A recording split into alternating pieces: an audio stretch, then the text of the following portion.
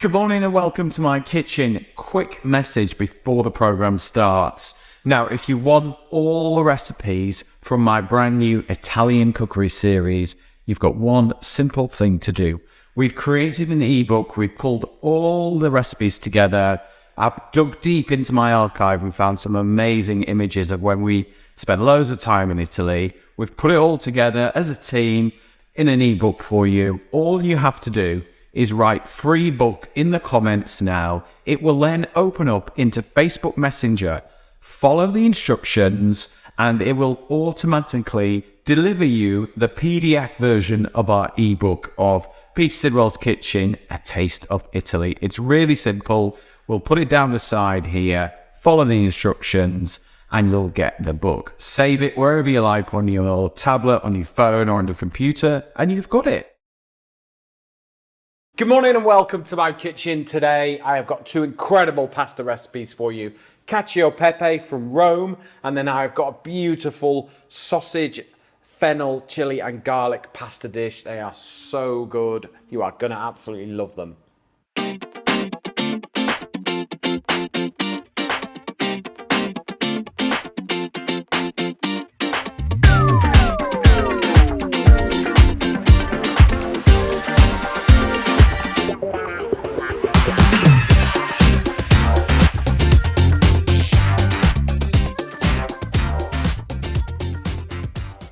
Right, cacio e pepe. We've had a little debate in here on how to pronounce it, and we've settled on cacio e pepe, haven't we? Yeah. Yeah? We're good. Very simple dish. It is from Rome, and it pretty much, traditionally, it would only have black pepper, olive oil, and pecorino cheese. However, I've meddled a little bit because I think it's nicer. We're going with 5 cloves of garlic. Promise you, it's right. I've tried it, it works, okay? But it is a very simple pasta dish. Right, let me get a knife. Okay, so first of all, I'm gonna get my pasta in. So it's important that you use dried pasta on this. To feed 4 people, 400 grams of dried pasta, okay? So I'll just pop that in there and that can cook.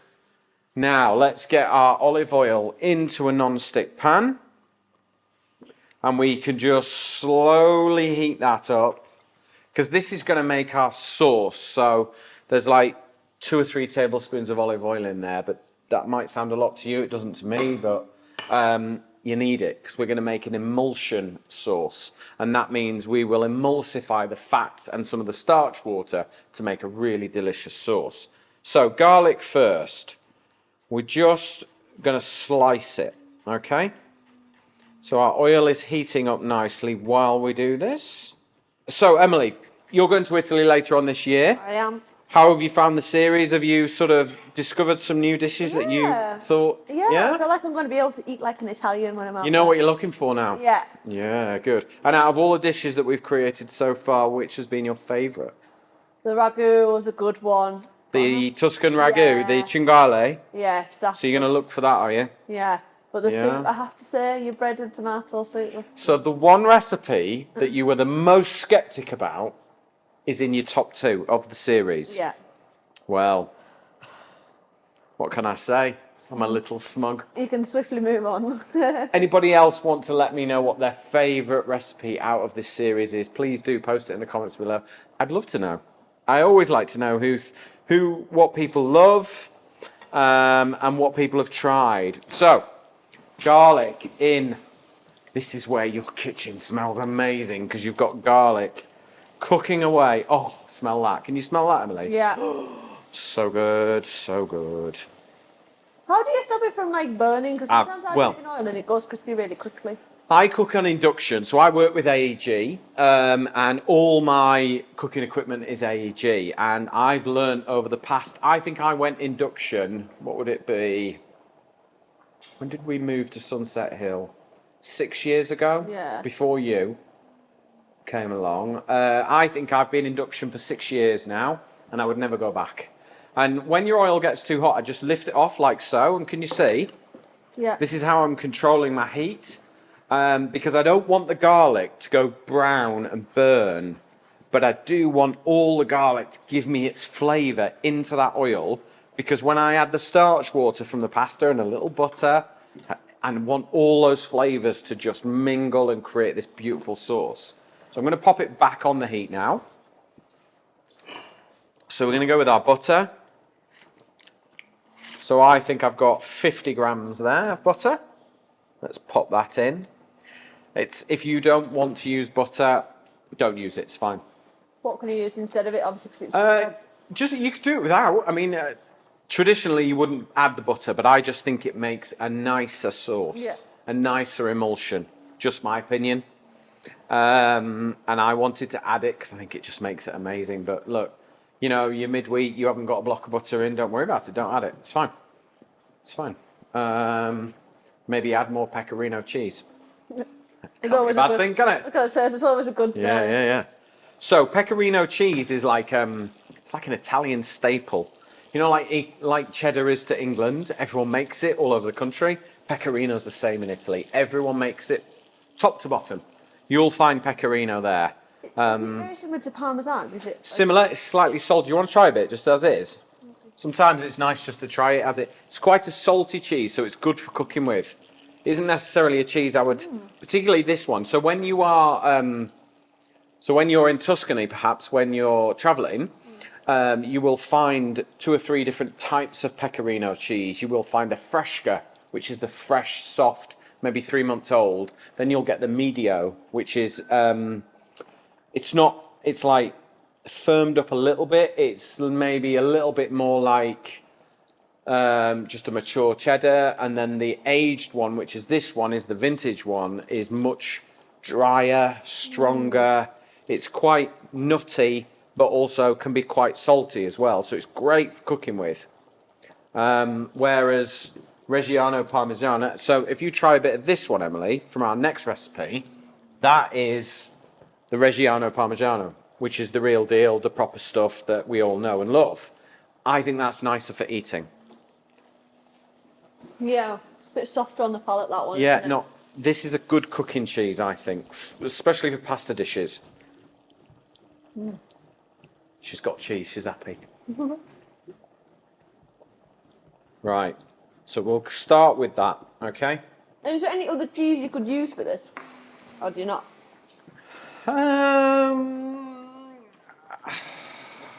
No. Right, I'm going to add the pepper. Now, it is all about the pepper, this dish, so you do add quite a lot. Ah. All right? It is a peppery dish. Okay? But can you see how the garlic's just starting to go a little golden? Okay? Well, does it look like it's gone bitter? Yeah, it will go bitter if you leave it to go too long. Okay? So you can see it's just starting to go golden, that garlic, and we are almost ready for our starch water. Now, if I just put a ladle into this pan, and can you see how cloudy that water is, Emily? Yeah. Yeah, if I add that, that's full of starch. And now, by turning it and rolling the pan, we're going to get that water, that butter, and that oil to emulsify together. And that's what's going to make our sauce.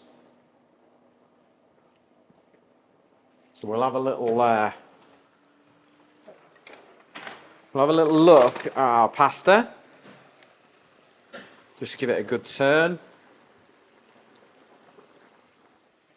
Okay, so can you see how that's reduced down now, Emily? And it's become one sort of single emulsified liquid. That is ready to go. So if I grab my pasta, lift it onto there, and then we can simply lift it out, leave the colander in the cupboard, lift the pasta out, and sit it in the sauce, because then it's going to soak up the sauce that we've made, and the pasta is going to taste way, way better. Okay? So this spaghetti has had 9 minutes, so it's still a little bit al dente. All right, but once it's off the heat, leave it off the heat. And then add your pecorino cheese. A lot of Italians will say this particular dish, once it gets to this stage, don't put it back on the heat. The idea is that the residual heat will bring that together. So if I just stir that like so, that cheese will just melt in. Ooh. Are you going to Rome on your travels or not? Possibly. Do you not know yet? No, we haven't planned it yet. You haven't planned it yet, have you? No. Wait until this series was done and before you hedge your bets. Yeah, exactly. Yeah. I think so. I think it will, even if it's just for a day or two. Yeah. It is an amazing place. Amazing. See how creamy it looks now? And again, we've not added any cream to this because it's not necessarily something Italians would add cream to, but they make it creamy by using that magic starch water from the pasta. It is, honestly, it shouldn't, but it makes all the difference. Right, let's serve this up and you can have a little taste. Should I go that way? Yeah, you want it there? Yes, please. Okay. The simplest of pasta dishes. Sometimes more simple it is, the better. I think this is kind of like a vegetarian's carbonara. Yeah. Yeah? Yeah. There we go. Let's pop that on there, put that there. And then I would always finish with a little bit more of the pecorino on the top. And there you go. That is how to make Cacio pepe. Cacio pepe. Cacio pepe. I'm struggling with that one. I'll get there in the end. I can make it, but I can't pronounce it. Yeah. Does it taste good? Cacio pepe. Don't worry, Emily. There's 2 forks out. Good. I'm just going to test it now and let the viewers know that it is delicious because I feel like it's going to be.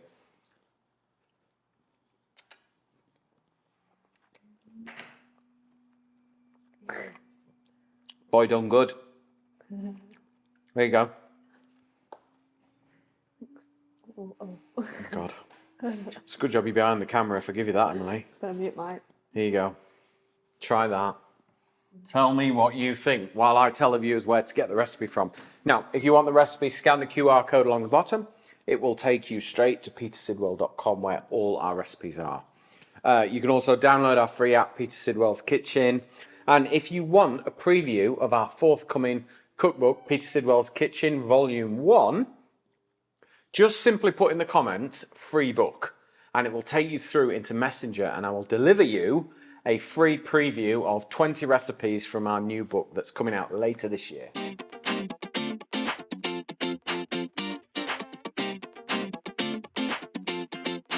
Right, now it's time for another pasta dish. This one is inspired by a place called Cortona, which is a very sort of medieval style town. Absolutely beautiful. If you're in Tuscany, pay it a visit. So this dish is very much inspired by a combination of flavors that are very, very popular in Tuscany. So we're going with some fresh fennel. So we'll take the core off and then we are just going to chop it like we would an onion, okay? So down vertically and then horizontally, carefully, and then just chop it nice and fine. Fennel you will find growing on the roadside everywhere in Tuscany. So it is an ingredient, yeah, everywhere. And I actually brought some wild fennel sort of plants home once and planted them in the garden and they just came back year after year after year. And the wild fennel is much stronger. And it's lovely, but the stuff you can get in the supermarket is perfect for what we need. So half a bulb of fennel, we'll get that chopped. Okay, so olive oil into the pan, a decent amount because this helps make your emulsion sauce, okay? And then we're just gonna grab our fennel and straight in, okay? Treat it like onion. Okay, so we're going to give it a little season of salt and that'll draw the moisture out. And then we want some chili flakes, not too much, just a little hint. And then a few fennel seeds just to reinforce that fennel flavour. And then I've got some sausage here. So just take the sausages, these are just normal Cumberland sausage from the butchers, and just cut and peel the skin away. Okay, so it makes a really, really good way of just break it up and add it in, all right? And we're going to use a spoon to break it up. So for what I'm doing, I only need 3, but the recipe I've done feeds 4, and I've used 6 sausages, which I think is ample. So it's quite a reasonably priced dish as well. Is there anything that you could use instead of sausage, or sausage kind of like the thing to use? Do you know what? If you wanted to make it vegetarian, you could probably use some wild mushrooms. You could use some aubergine, things like that. Or you could just, you could add some cooked roast chicken, things like that to it if you wanted to. But you wouldn't add it as early as what I'm doing if it was cooked, what you're adding. Okay, so let's use the back of a spoon and just press the sausage meat, okay? Because you want it to sort of break up. You don't want it in chunks of meat. You want it to break up a little bit like mince.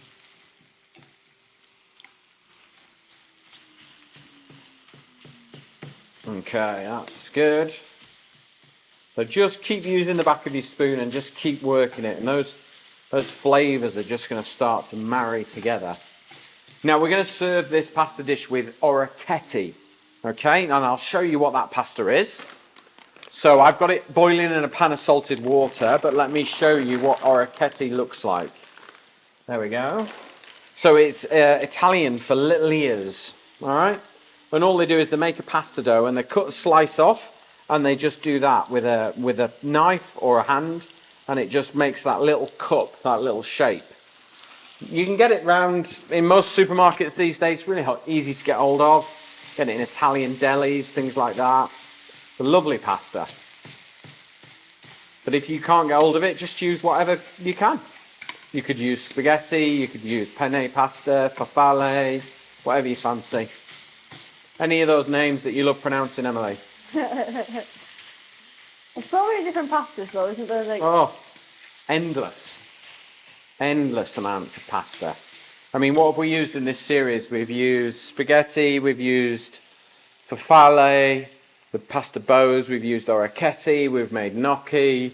I think that's all the ones we've used, I think. I do like pappardelle, really big, thick ribbons of pasta. Love that stuff. Right.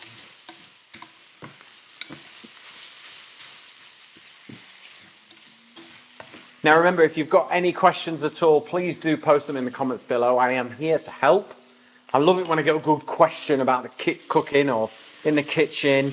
I take it as a challenge to make sure I can help you, and that's the great thing about this show. Is if you're not sure about something or you've seen me do something and you're like, I'm not sure, post it in the comments and I will get back to you. Could you use fennel seeds instead of fresh fennel? You can. I've used both in this. Yeah. So I've used half a bulb of fennel and I've used some fennel seeds, and that's what these look like, purely just to reinforce the flavour. Now, if you can't get fennel seeds, use a bit of dried tarragon. That's kind of the nearest flavour I could get you to. Because it's got that sort of slight aniseed flavour. Now, can you see where it's catching here on the pan, Emily? Yeah. That's okay, because when we add the starch water from the pasta, it's going to lift all that flavour off, and it's going to do what we call deglaze. So when you add the liquid to that pan, it boils and bubbles and just lifts all the flavour off the pan. It's brilliant. It's lovely. So you can see how that sausage has just broken down now. So we're almost ready. Now I've got one special ingredient, okay? Now I've been out. In the UK, we have got wild garlic this time of year. And I have been out picking it. Now I will ask Carlos to put a picture either over the top of me or down the side of wild garlic and what to look out for. But honestly, I mean, it's these big leaves like this. They're lovely. So wild garlic, it's banging season. We're right in the middle. So we've come to this little woods just down the road from the studio, and I found this lovely area of wild garlic. It's just near the road, really easy to get to, but in a lovely woods. Now, if you want to find it, there's a couple of really key ways to identify it. First of all, you've got this long stem here and you've got this big leaf, all right? But the most identifiable way to check is to just tear it open, smell the garlic, and then you know you've got the right product. Just remember, when you're here, pick what you need and come back for more. Don't clear the whole place, because leave some for others.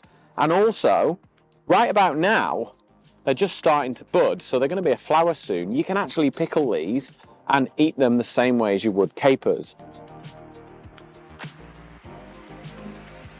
They're free, they're delicious, and oh, they're just brilliant. I love wild garlic. You can smell it before you see it, can't you? Yeah, wild garlic season for me says, right, spring's here, summer's round the corner. And that can only be a good thing. The dark winters are over. No more dark dog walks, which is lovely. Right, I'm just going to go rinse this under some cold water and then we'll be ready. It's all right, I found my ladle. The elusive ladle. Right, let's crank the heat up now because we're going to deglaze this. The pasta is bubbling away and I just want some of that lovely starch water, okay? So I'm just going to drop my ladle in and steal some of that amazing starchy water and then straight in. Okay? A little bit more, I think, because we're going to boil it down.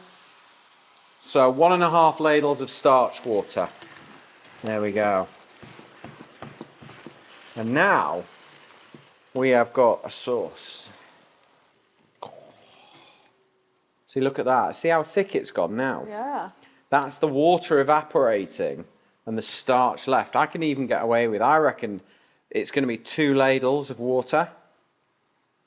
This is quite starchy pasta. It's a very authentic, traditional pasta. Yum. Right, we're ready. Take your wild garlic, fold it and chop it. It needs no cooking because it's just like a leaf. Think of it a bit like spinach or parsley. That's all it needs, is just chopping. So garlicky. Love it. Absolutely love it. Right. Let's get a ladle. Not a ladle, a colander even. And then I'm just going to drain this pasta and it's going to go straight into that pan.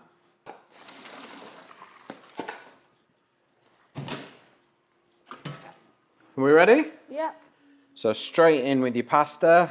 Oh gosh, it swells up a little bit, doesn't it? Hey? Oh, a little bit bigger. Yeah. It swells up. And then we're just going to start to stir it together. Now, before we add the wild garlic, let's just stir this around and get that sauce coating the pasta. And it's little things like this that will help take your pasta game to the next level. There we go. Now we're going to get in some Parmesan. That's spoon out of the way for the minute. Some Parmesan in there. I've switched the heat off now because it doesn't need any more cooking. All it needs to do is just sort of marry together and become best friends. Oh no, there's a bit of Parmesan gone. I could eat Parmesan on its own all day long. Love it. Right, we'll give that a little stir. Smells lush. Yeah, I think this is one of my favourite pasta dishes, this. Okay, in with our wild garlic. And it just makes it so vibrant now. Oh, it smells so good. Little stir and that's it, we're done. Let's see if I can just do a little toss.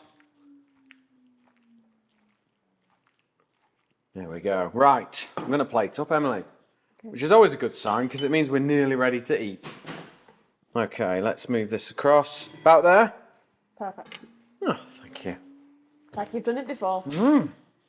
Okay, so.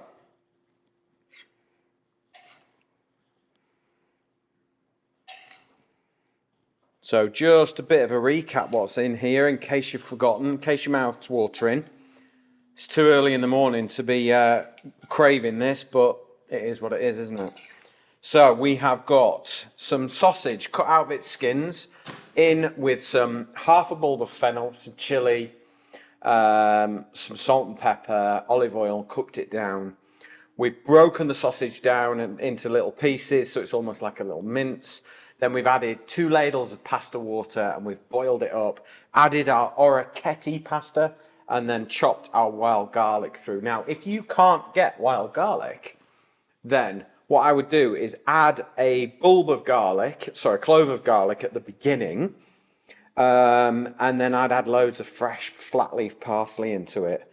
and then you will get a very similar effect, because I fully appreciate not everyone has wild garlic. You might be randomly watching this in November, for all I know.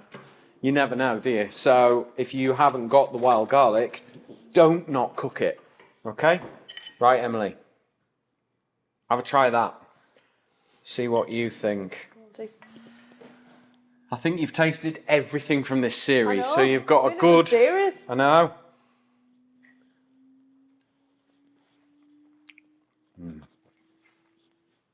Oh my goodness, that is so good.